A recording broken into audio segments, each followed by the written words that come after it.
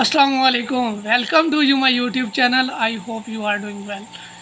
उम्मीद करता हूँ आप सब खैरियत से होंगे, ठीक ठाक होंगे। दुआ करता हूँ अल्लाह पाक आपको कामयाब करे, आमीन। अच्छा भाई, सबसे पहले तो मेरी तरफ से बहुत बहुत ज़्यादा ईद उल अज़हा मुबारक हो। आपको अल्लाह पाक आपको सेहत तंदरुस्ती दे, अल्लाह पाक आपको कामयाबी अता फरमाए, आमीन। अच्छा सॉरी यार, आपको ईद मुबारक की वीडियो बहुत लेट बना रहा हूँ। अभी जो टाइम हुआ है 12:30 हो गया। जिदा पंजाबी च कहते 12:30 हो गए आ, थोड़े 12 नहीं 12:30 भी हो गए। ठीक है तो भाई उम्मीद करदा बहुत सोहना थोड़ा दिन लंघिया होगा, तो अल्लाह पाक थोड़ियां खुशियाँ और अता फरमाए, आमीन। अच्छा भाई, मेरी तो रूटीन ये रही, इस करके यार लेट हो गया।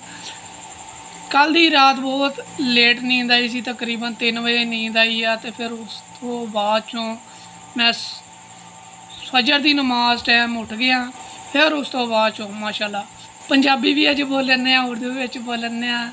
थोड़ा शुगल मेला भी होना चाहिए ना वीडियो के विच, इस करके। बाकी वधिया तो यही लगती कि पंजाबी बंदा सोहना लगता है बोलते हैं। कुछ लोग कहते यार पंजाबी तो सही बोलते, इस करके मैं वीडियो बना रहा। वीडियो अज लंबी हो बनाती, कोई टेंशन नहीं। माशाल्लाह ईद का दिन है। बाकी पसीना आ रहा यार, पक्खा चलाया होया वा, तो टेंशन नहीं लैनी। अच्छा, ईद नमाज फजर की पढ़ी है, उस तो बाद माशाल्लाह ईद की नमाज का टाइम हो गया।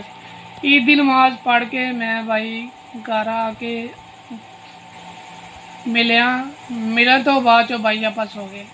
7:30 बजे मैं उठा हूँ। माशाल्लाह बकरे की तकबीर की है, जस्ट 5 मिनट लाए है उत्ते। 5 मिनट लाए मैं फिर सो गया। ठीक है, उस तो बाद माशाल्लाह मेरी नींद तो जाग भी आई, तो फिर मैं उठ खलोया। थोड़ा पर इसलिए बोल रहा वा, माशाल्लाह 12:30 हो गया, तो मैं फिर सोना भी है। इस करके 11:50 तो मैंने जाग आई है। उस तो बाद उठिया, उठ के मैं बाद अपने ड्यूटी वास्ते रेडी हो गया। ड्यूटी तो 2 बजे गया। उस तो बाद ड्यूटी तो आया वहाँ घर 11:30 बजे। सही है। उस तो बाद यार खत वगैरह करना सी जल्दी जल्दी से, नींद की वजह तो यार खत भी नहीं होया। इस करके फिर घर आया, घर आके खत वगैरह किया वा। फिर उस तो बाद माशाल्लाह हुण मैनू टाइम होया फ्रैश होया। मैं कहा यार ईद की वीडियो आप बनाई नहीं।